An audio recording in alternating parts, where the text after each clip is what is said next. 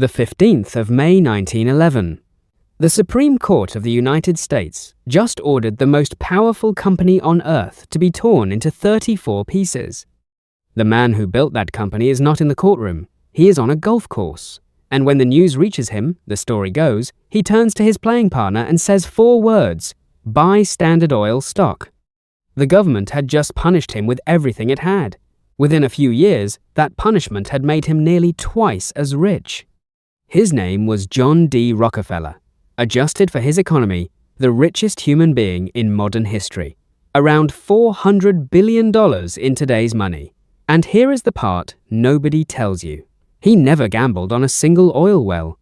So, for the next 10 minutes, you are not going to watch his story. You are going to live it. It is 1863. You are 24 years old. You have $4,000 saved.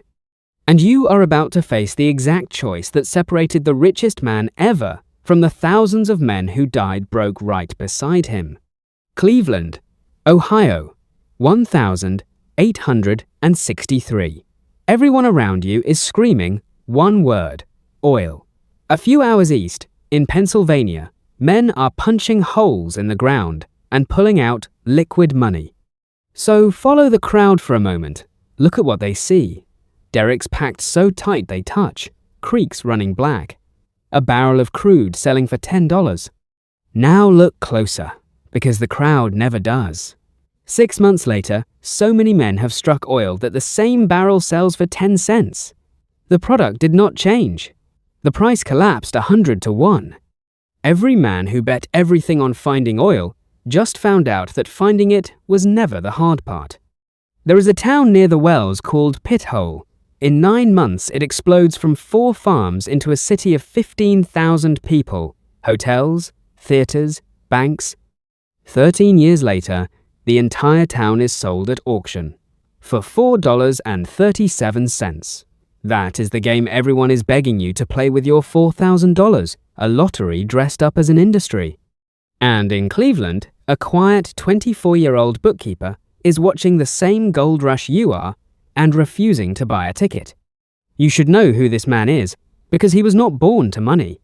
At 16, he begged for work for 6 straight weeks until a produce firm hired him as an assistant bookkeeper, 50 cents a day. He was so proud of it that he celebrated the anniversary every year for the rest of his life. He called it Job Day. From that first week, he kept a little red notebook he called Ledger A, where he wrote down every cent that came in and every cent that went out. Remember that notebook? It comes back at the end of this story. Now watch him look at the oil rush. Everyone else is asking, where is the oil? He asks a different question. Where does all of it have to go? Because here is the quiet truth nobody is watching. It does not matter who strikes oil. Crude oil, raw out of the ground, is nearly useless. Every single barrel, from every single lucky wildcatter, has to be refined and then shipped before anyone earns a cent. Refining is boring. Shipping is boring. Nobody dreams about the narrow gate the treasure has to pass through. Everybody dreams about the treasure. So while your neighbors ride east to dig, the bookkeeper stays in Cleveland and builds refineries. And then he does the thing that changes everything. He walks into the railroads, the other gate, with a simple offer.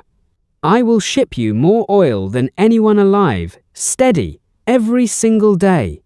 And for that, you will give me a secret discount no one else gets. At one point, the deal on the table went even further. The railroads would pay him a cut of every barrel his competitors shipped. Sit with that. His rivals' own freight bills were quietly funding him. When they finally discovered it, they rioted in the streets. It was too late. 1872. Armed with the cheapest shipping in America, he turns to the 26 other refineries in Cleveland. He does not threaten. He shows them his books. Look at my costs. Look at yours. You cannot win this. Take my stock, join me, or keep fighting and disappear. In 6 weeks, he buys 22 of the 26. History calls it the Cleveland Massacre. And here is the uncomfortable detail. The men who took his stock instead of cash became rich beyond anything a refinery could have paid them.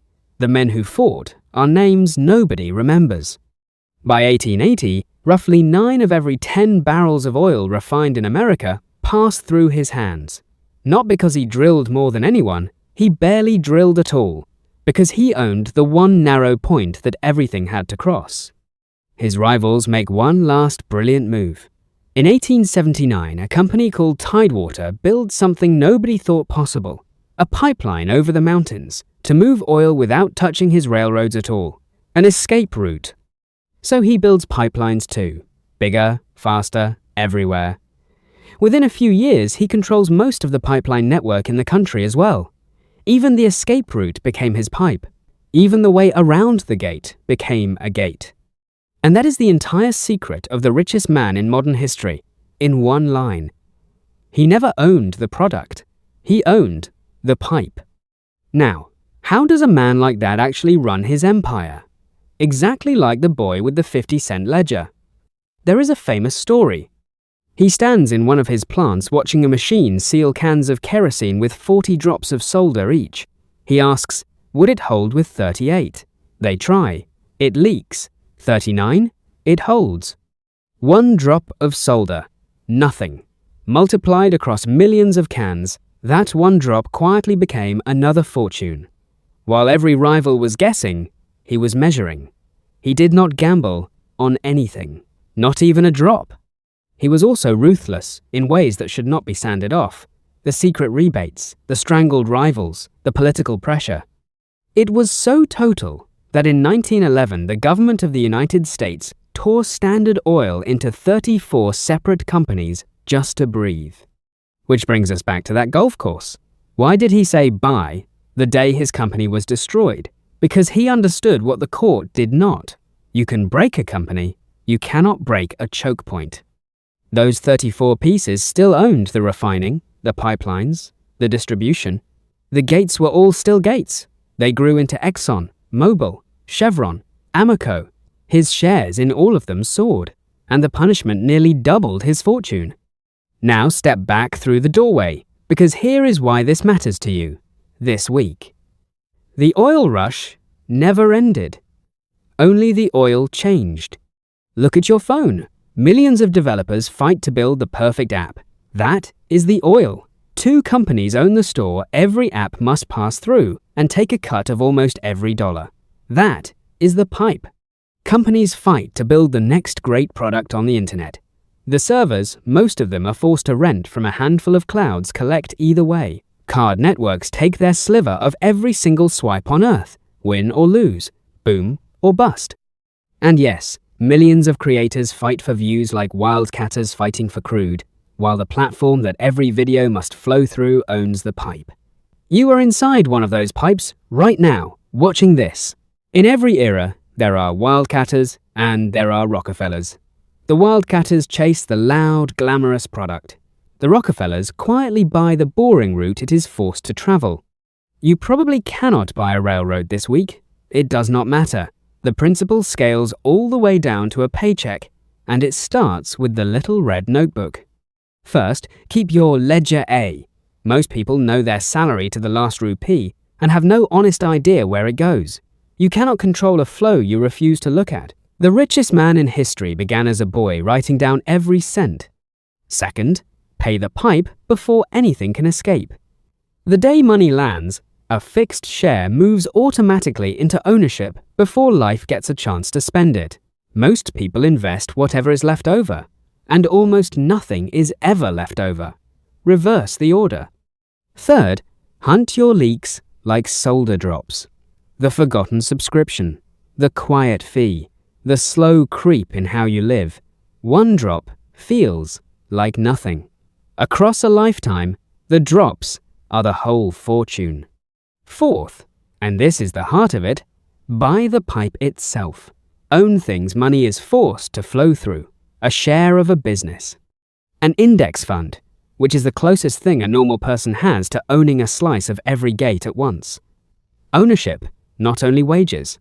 Become the gate, instead of the worker walking through it. Because the difference between Rockefeller And the thousands of forgotten men drilling right beside him was never luck. They asked, "How do I get more of the thing everyone wants?" He asked, "What does all of it have to pass through? And can I own that?"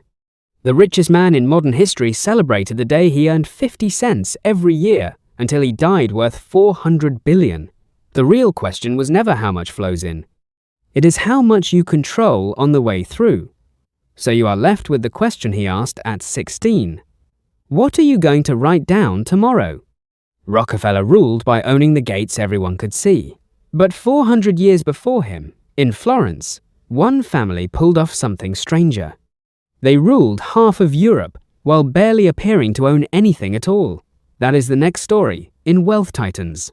Subscribe so you are standing there when the doorway opens.